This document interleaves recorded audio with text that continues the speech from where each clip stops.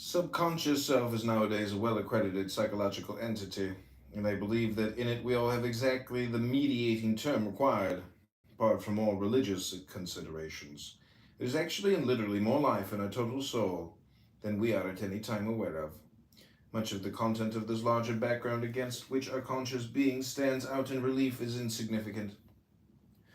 Imperfect memories, silly jingles, inhibitive timidities, dissolutive phenomena of various sorts, as Myers calls them,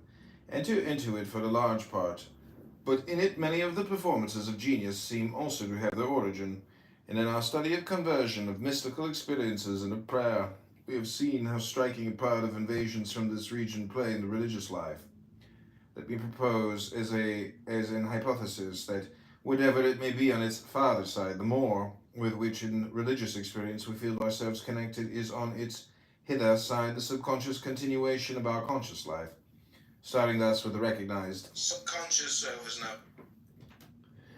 starting with thus with the recognized psychological fact as our basis, we seem to preserve a contact with science, which the ordinary theologian lacks. At the same time, the theologian's contention that the religious man is moved by an external power is vindicated, for it is one of the peculiarities of invasions from the subconscious region to take an object appearances and to suggest to the subject an external control. In the religious life, the control is felt as higher, but since, on our hypothesis, it is primarily the higher faculties of our own hidden mind which are controlling, the sense of union with the power beyond us is a sense of something, not merely apparently, but literally true. This doorway into the subject seems to me the best one for a science of religions, for it mediates between a number of different points of view. Yet it is only a doorway, and difficulties present themselves as soon as we step through it, and ask how far our transmarginal consciousness carries us if we follow it on its remoter side. Here the overbeliefs begin, here mysticism,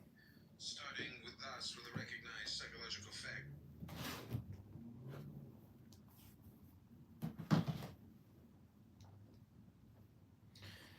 Here the overbeliefs begin. Here mysticism and the conversion rapture and Vedantism and transcendental idealism bring in the monistic interpretations and tell us that the finite self rejoins the absolute self,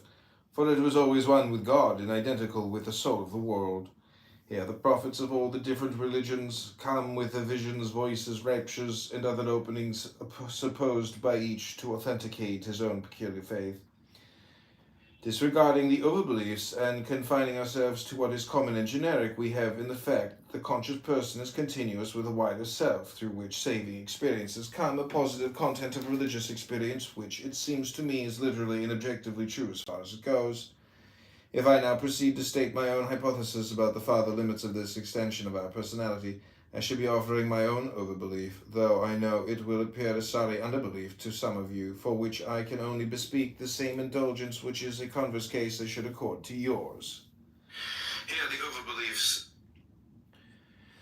The further limits of our being plunge, it seems to me, into an altogether dimension of existence from the sensible and merely understandable world, name it the mystical region or the supernatural region, whichever you choose, so far as our ideal impulses originate in this region, and most of them do originate in it, for we find them possessing us in a way for which we cannot articulately account. We belong to it in a more intimate sense than that in which we belong to the visible world, for we belong in the most intimate sense wherever our ideals belong. Yet the unseen region in question is not merely ideal, for it produces effects in this world. When we commune with it, work is actually done upon our finite personality, for we are turned into new men, and consequences in the way of conduct follow in the natural world upon our regenerative change. But that which produces effects within another reality must be termed a reality itself, so I feel as if we had no philosophic excuse for calling the unseen, a mystical world, unreal. What the more characteristically divine facts are, apart from the actual inflow of energy in the faith state and prayer state, I know not.